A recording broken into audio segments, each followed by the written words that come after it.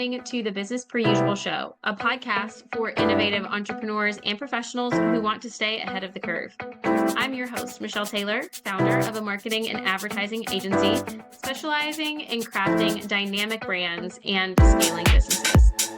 On this inaugural episode of Business Per Usual, I am so excited to be sitting down with Kendra Alley. She is the founder of barreAlley, one of the nation's first online barre fitness programs.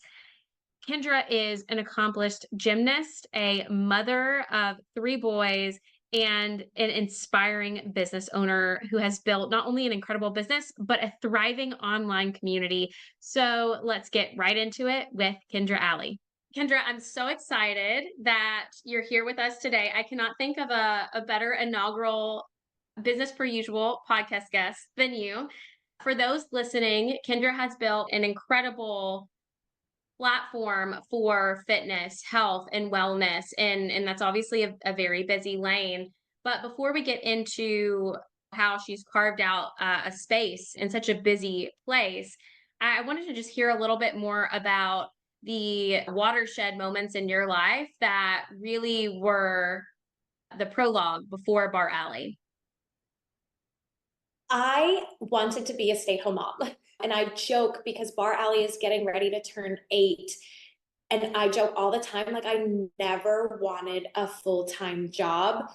But if I'm going to have a full-time job, I'm so thankful that it's something I'm passionate about and I love.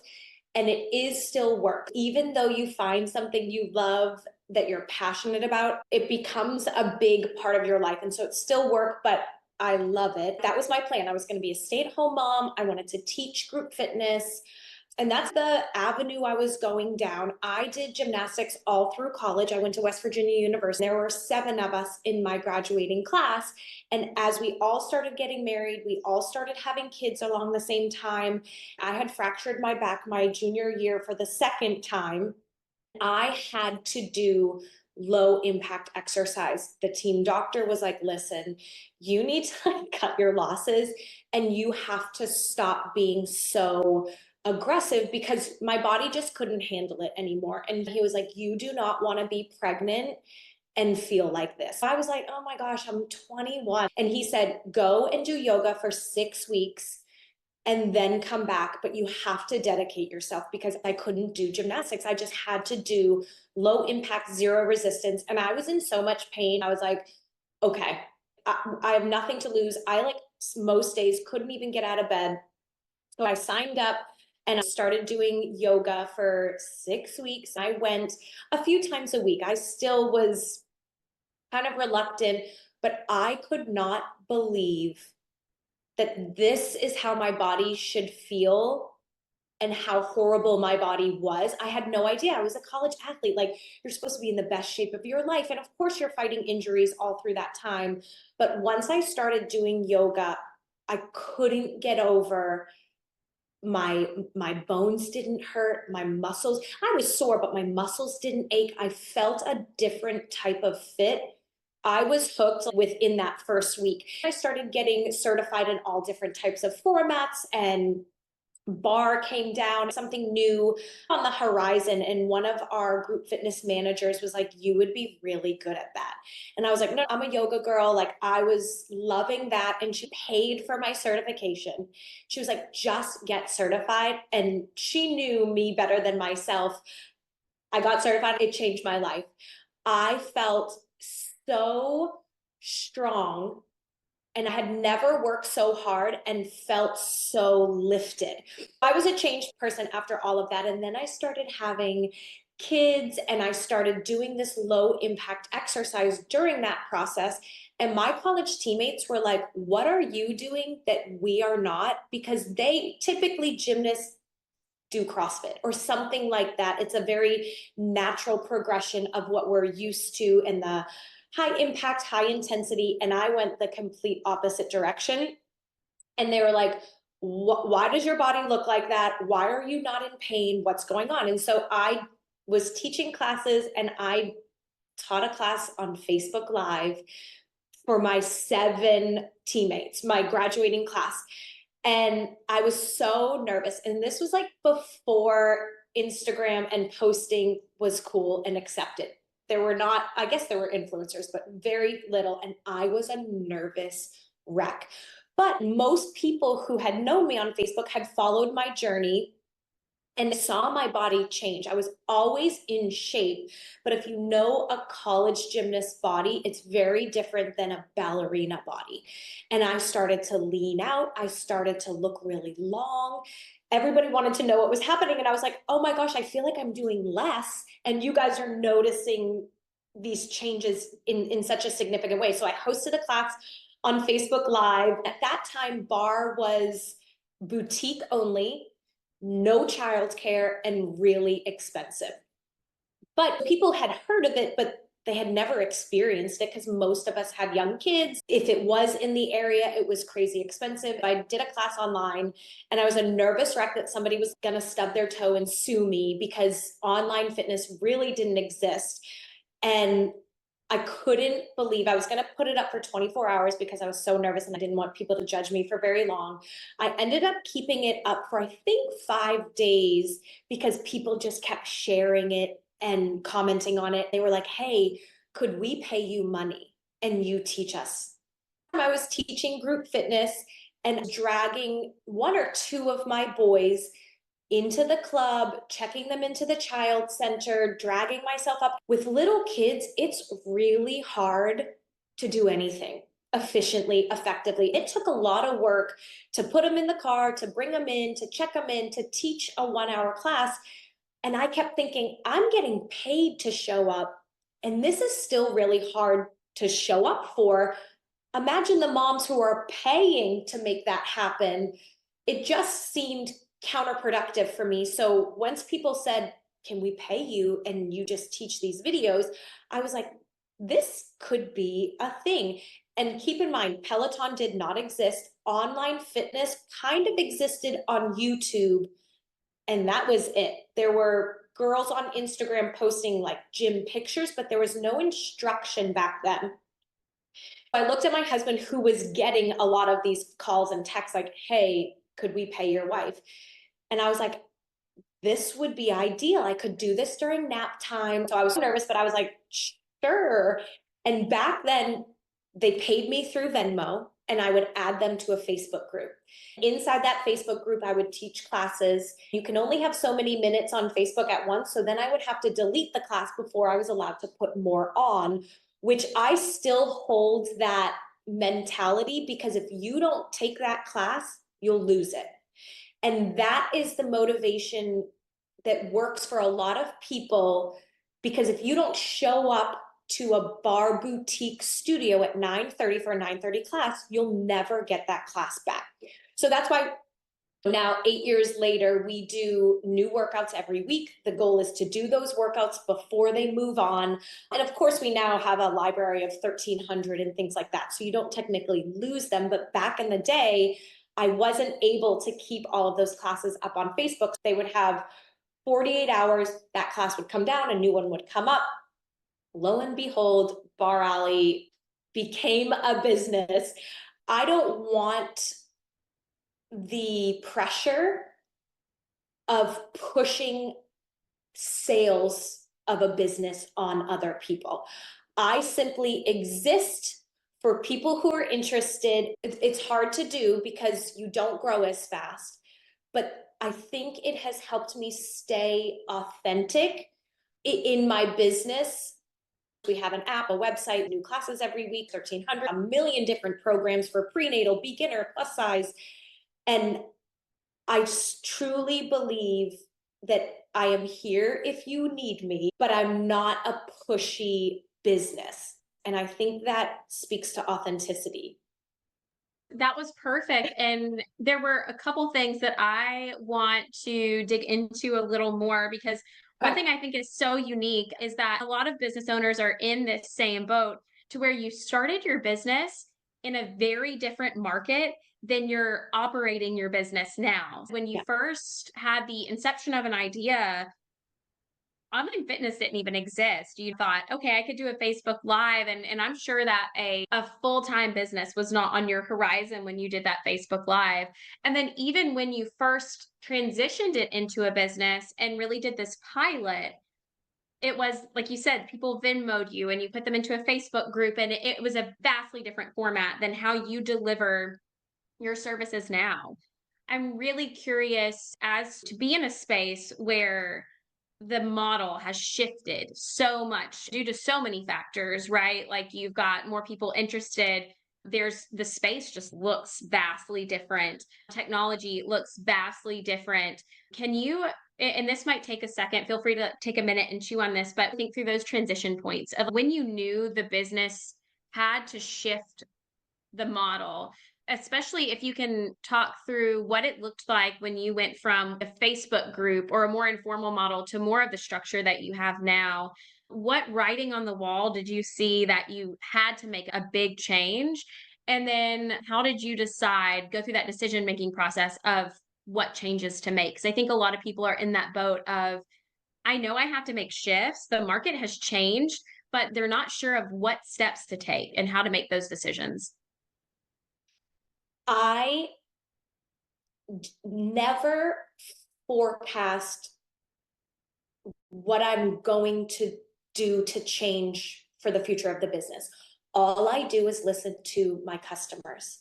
And that is the only reason my business has grown. I'm a really good listener because I listened to what people needed, what people felt like they were missing. And I'm like, we can add that. We can do that. I went from Facebook to a website because I had an influencer reach out to me and she said, I'd love to be able to share a link. And I thought, that's a great idea. Let me figure out how to do that. I was on YouTube at night once my boys went to bed to figure out how to build a website. The first website I built, I did by myself. I figured out how to embed videos and all of those types of things because I had an influencer reach out and was like, these classes are awesome. And from there on out, I was like, okay, I don't have to think for the business. All I have to do is listen to what these girls need. And that is why I came up with a prenatal program. That is why I have a postpartum program. That is why I have a plus size program. That is why I have multiple beginner programs, because people tried a class and they're like, hey, this is a little too hard for me. I need more basics. Okay, I can do that. Hey, I don't look like you when you are on camera and it makes me uncomfortable. Cool, come on set with me. I used to feel like I needed to rack my brain and how can I grow? And I'm like, oh my gosh, they're actually telling me how to grow. And that is still to this day, I don't want to say waste time because I dream really, really big, but I don't act as quick as I do when a member tells me that they need something. And then it's so easy because if they need something, we all live parallel lives. We're all out here trying to make the most of our day, be efficient, stay healthy, feed the kids vegetables, all of these types of things. So if they need something, there are other women, mostly women who do my programs, but there are other women out there who need the same thing. So I am an expert at listening, and I just am, and I'm a doer, so I can actually execute. I pride myself on being a doer and getting things done in an efficient amount of time. I think that's incredible advice. I think that so many business owners, social media has shifted drastically in the last, like you said, your business baby is 8 years old or about to be 8 years old. And business and social media has shifted drastically. I mean, there are new platforms, and the platforms that were available 8 years ago are used completely differently than when you first started using them. I think a lot of business owners are in this similar boat of they want to scale, they want to grow, they want to serve more customers, and not even from just a ambitious business owner perspective, but even from a service perspective of I have a really great product that meets a key need. If more people had this, it would make their lives better. And I know that if more women had this and more moms had this, it would make their lives better. As a business owner, I relate to that. You have this itch of, I could help you meet this need and solve this issue. I just need you to hear about it. So I think that that is a lot of business owners are, like you said, like racking their brains and, sometimes throwing a lot of things at the wall to see what sticks, using a lot of energy to do that. But the greatest resource we have is our customer data, our customer feedback. And I think one thing that I hammer over and over with my team is we have to be obsessed with our clients. We have to know what they want and why they want it so that we can meet that need for them. Kind of want to go back to in the beginning is how I mentioned the fitness space, like you said, when you began, wasn't so noisy, at least not in the digital arena. In brick and mortar, sure, there were lots of boutiques and gyms, but the digital space was much quieter. It's obviously gotten louder as more voices have gotten online. So as you've grown and in today's business with fitness and health and wellness, how do you really stay true to your brand and build this brand voice in a day when it's so noisy? I don't know how people start that today. I am so thankful that I started before it really existed because I was able to build a loyal, a small but mighty following. Even though I am so digital, most of my business comes from somebody telling their neighbor, somebody telling their preschool friend, because we have been able to stay small. And I regret a little bit about not knowing what I was doing because could you imagine? I don't know for sure, but I think I was the first online bar. I don't want to quote myself, but if I wasn't the first, I was one of the first ones. Sometimes I kick myself because I didn't know what I was doing. Can you imagine how big we would be if I realized what was happening? I probably would have turned into some sort of monster. I have worked for every single customer. 9 times out of 10, it's a mom. And I still answer emails. I still take all of those customer service issues.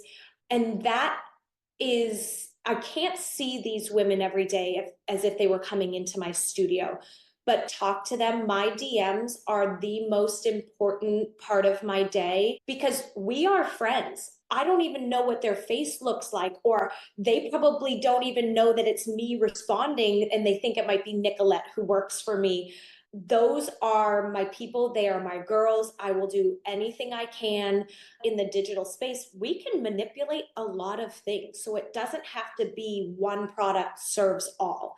Although it is one product serves all, we can customize it to the person. And I think that's important because as these Pelotons and these big businesses start to pop up, I look at them as very corporate. They have a structure and a business plan and they stick to it. And it's the same skit for every single person, no matter who you are. barreAlley is a mom and pop.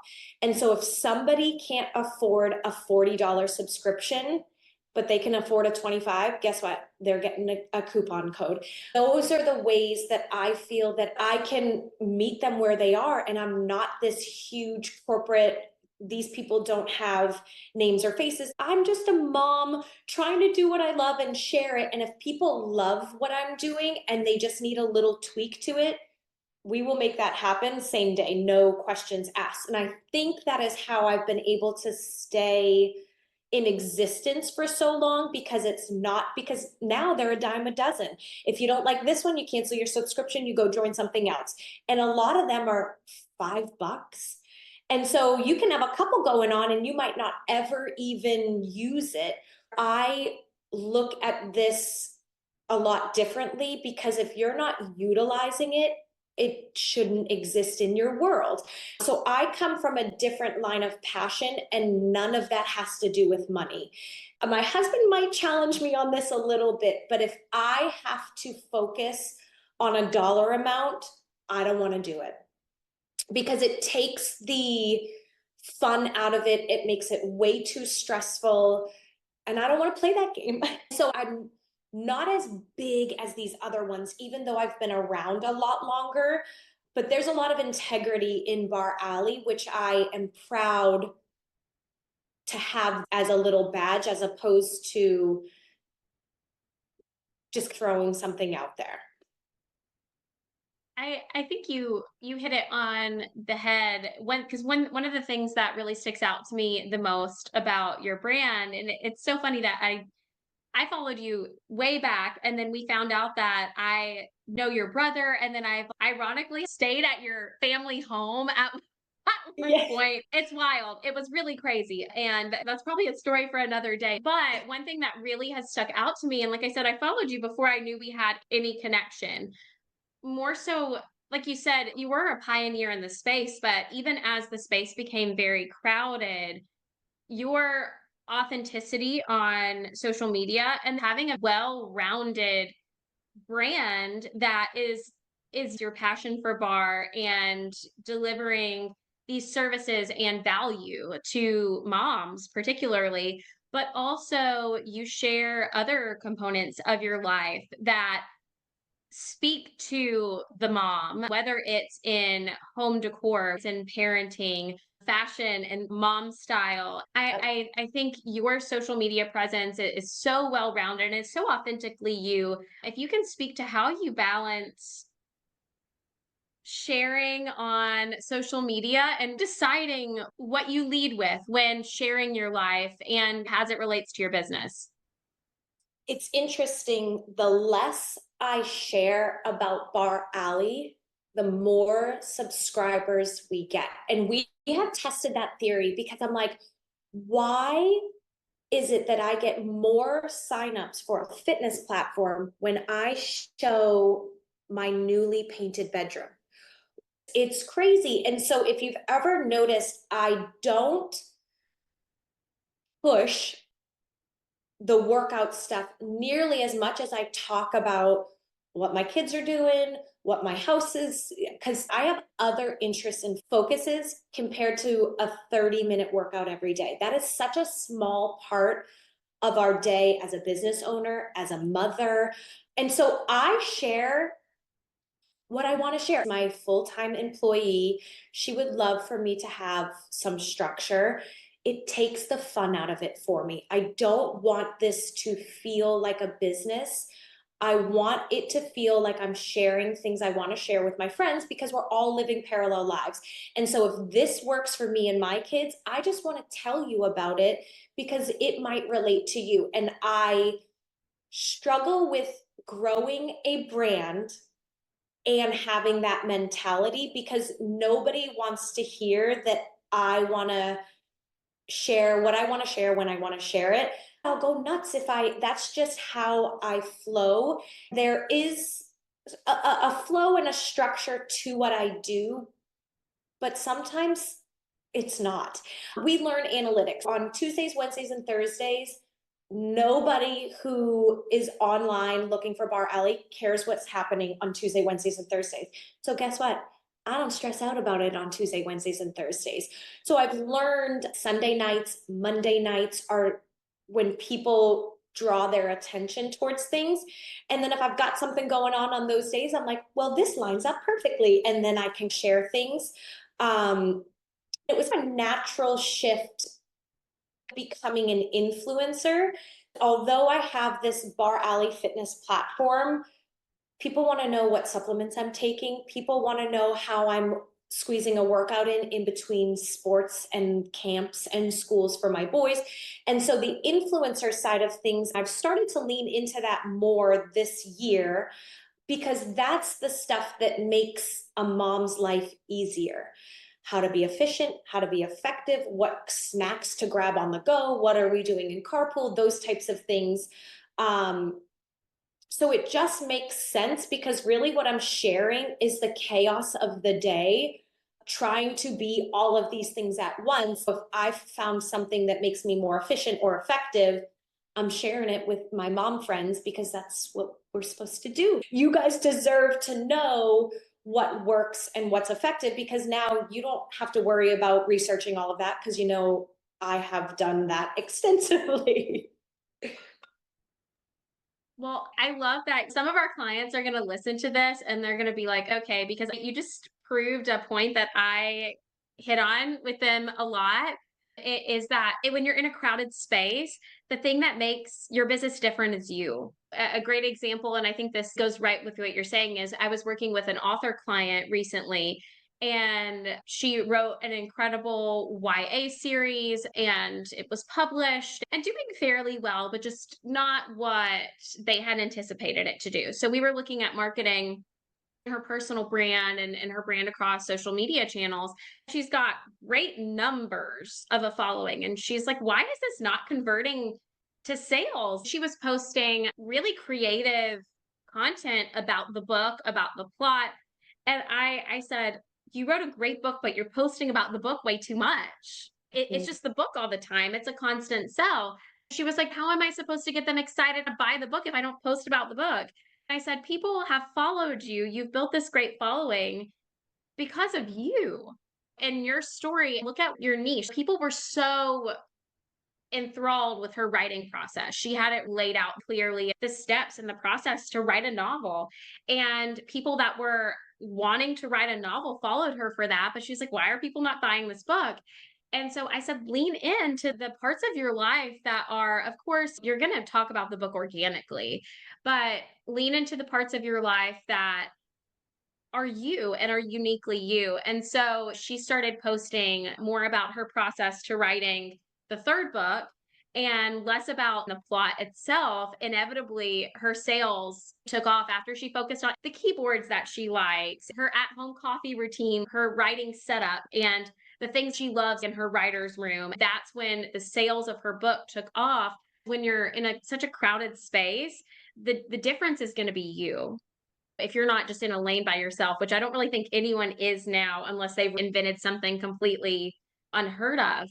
And so I think that's incredible advice when crafting a brand that's kind of parallel or complementary to your business is authenticity. And two, I mean, you could strategize and turn it into this like content creation machine and really increase revenue. But I think we all know and can list off content creators that are mega influencers, but their comments are always like, I miss the old XYZ, like I miss the old, and then and insert their name there. Because once you get away from it and you really just strategy business mindset with your content, you just depart from what people loved. I think that's incredible advice. I also want to kind of circle back a little bit to what you started the podcast with, which I love, is that it's still work. I was talking with a friend recently where she has kind of been at a crossroads in her life and career. She's like, I just haven't found my calling. I don't love anything I do. I wake up and it's still work every morning. I said, I love what I do. I love serving our clients, but it's always work. Anytime I'm not doing my free time hobbies out of work, it's still work. I'd love it if you could speak to that mindset and being able to balance the work business side with the passion side of things. Um, there's a couple of memes where when a mom puts somebody down for a nap, they could either do everything on their to-do list or lie down. That has always resonated with me because I am at my best when I am busy. I am not effective in any aspect of my life when I don't have things to do. So as much as I dream of being a stay-at-home mom with all the time in the world, I would do nothing with that time. The reality is, if I can load my day up, I am 10 times more efficient and more effective. I get things done, and then I can actually put something down and do the stuff that matters, which is playing a board game or doing something outside with my kids. I think it's really important to be uncomfortable throughout your day, because then you enjoy the stuff you're really wanting to do. I set up my day. I am a paper calendar girl. I put everything in my calendar. What time my alarm goes off, when I'm going to shower, the fun thing that I want to do, which for me today is I want to wallpaper before I pick my kids up from school, which means I have to film that workout early. I did that at 8 o'clock this morning. So the more I have on my plate, the more efficient I can be, which in turn gives me more time to do the creative things.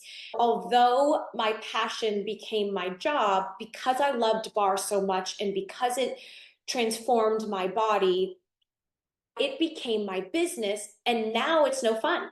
To wrap that job around new passions and new hobbies, there really isn't a downer in my day, because sure, it's work, but you still love it. You still are getting something out of it. I always have to just sandwich and load my day up. Every day I have a goal of being done with work at 2 o'clock, because I pick my kids up from school at 2:15.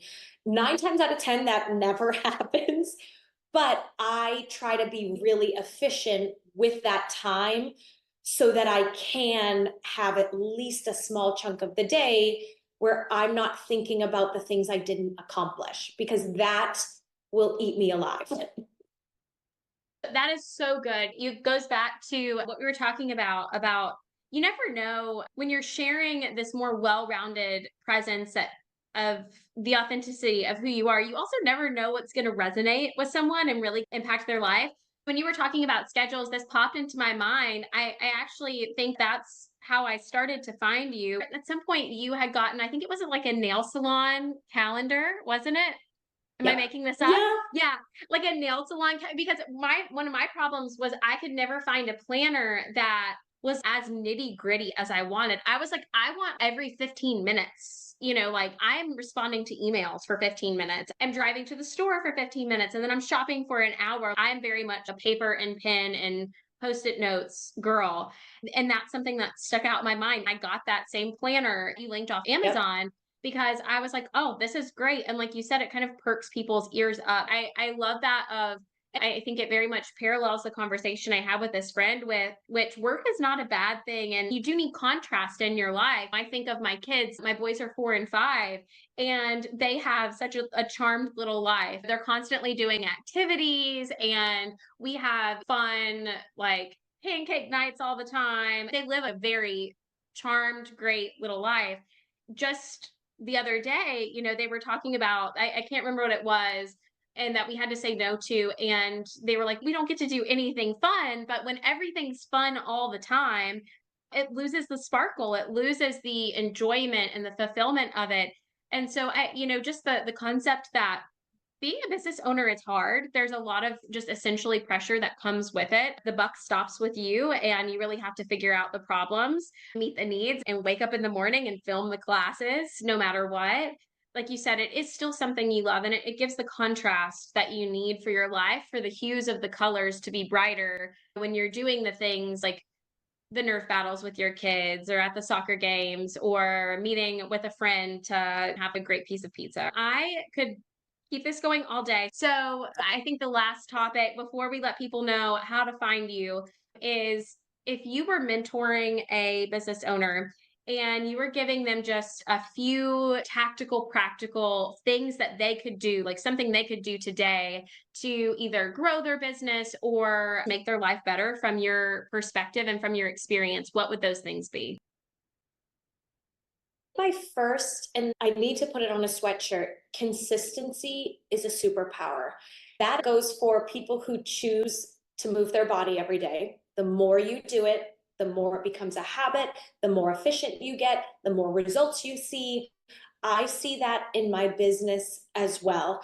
I am not a huge company. I have one full-time employee, I have a video editor, and I got a link girl.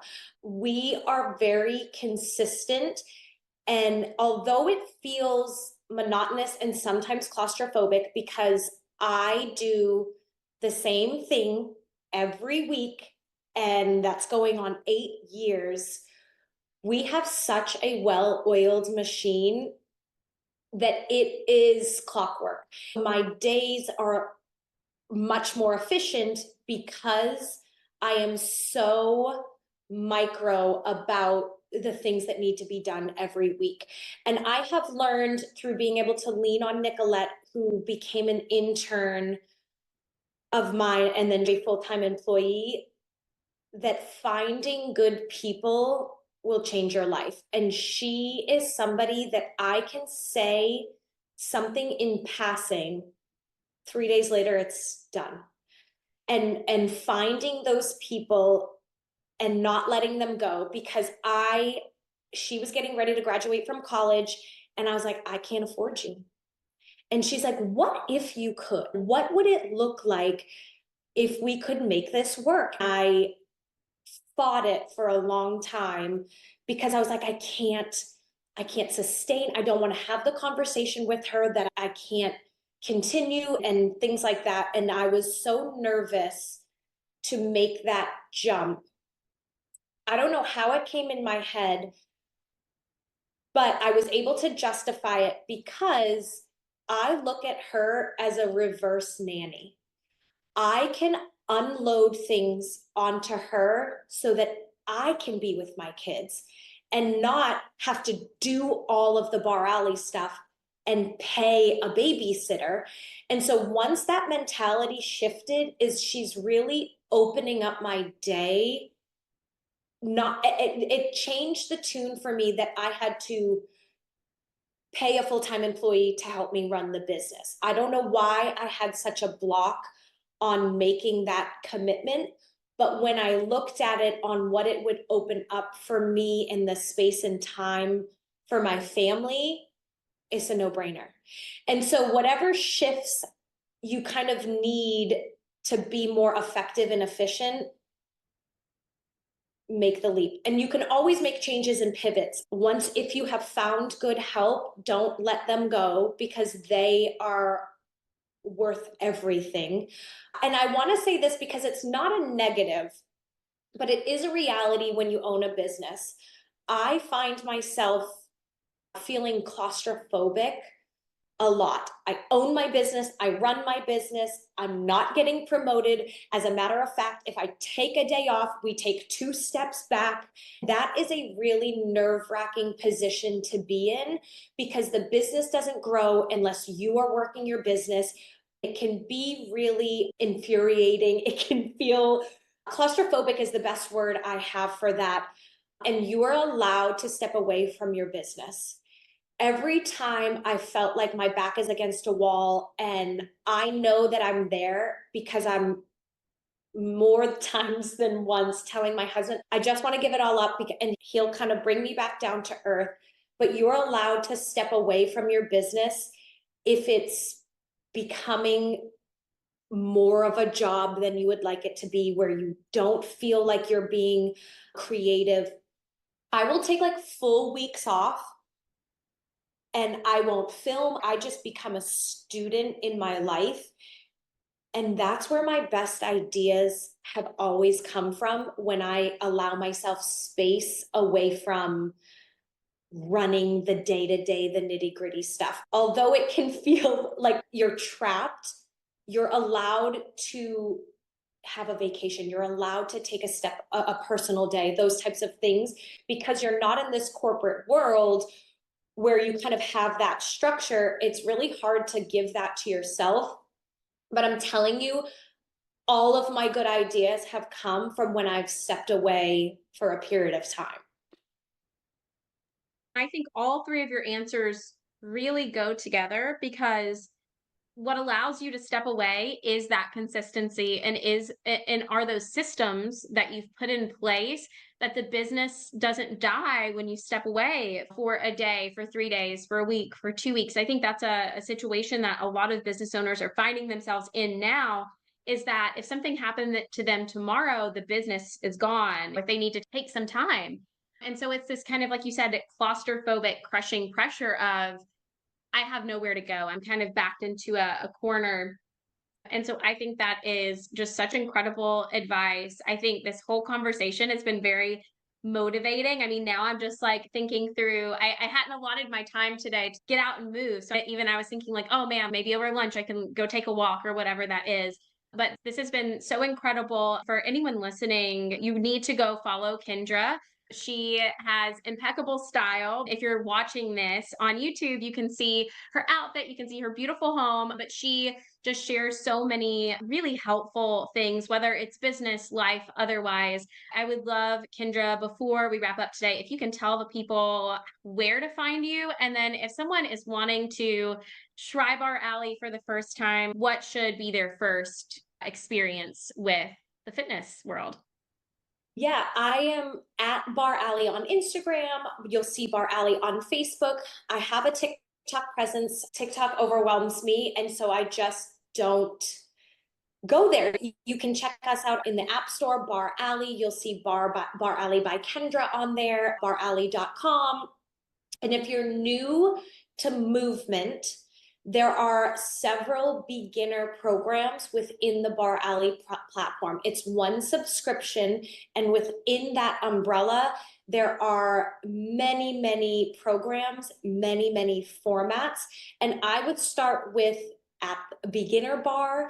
If you're pregnant or recovering from a pregnancy, barre bump is a great one.